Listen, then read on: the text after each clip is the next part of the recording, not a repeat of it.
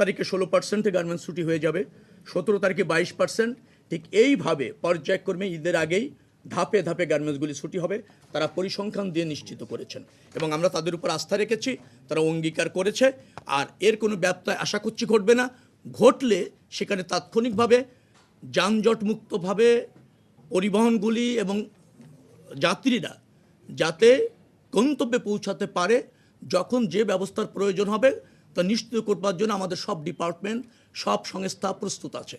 পরিস্থিতি বুঝে যে কোনো ব্যবস্থা নেওয়া হবে। আপনি জেনে খুশি হবেন, আমরা আরও 2টি স্টেশনের মতো আর কি তৈরি করেছি। যেমন ওটাকে বলা হয় বসিলার ঘাটটা আমরা চালু করেছি যাতে, আর কাঞ্চন ঘাটও চালু করেছি যাতে সদরঘাটে চাপটা একটু কমে, ওখান থেকেও লঞ্চে উঠে যেতে পারবে।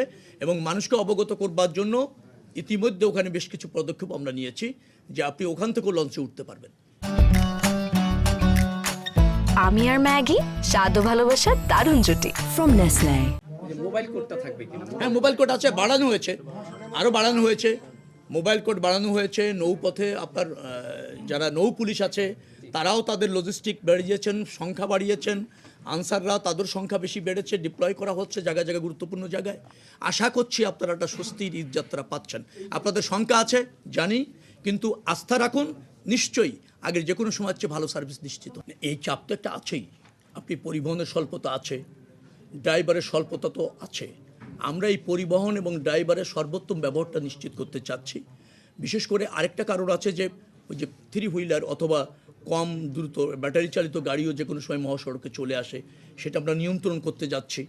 আবার এটা তো ঠিক, আপনি বলতেই হয় যে 1.5 কোটি লোককে আপনি এই পরিবহনের মধ্য দিয়ে ঢাকা থেকে ঢাকার বাইরে যেতে সুযোগ করে দেবেন। তো এইরকমের কিছু লিমিটেশনস আছে। আমাদের যে যতটুকু সক্ষমতা আছে, যতটুকু সুযোগ আছে, তার শতভাগ ব্যবহার নিশ্চিত করতে চাচ্ছি। আশা করছি আগের যে কোনো সময় একটা ভালো ব্যবস্থাপনা আপনারা দেখবেন এবং পাবেন।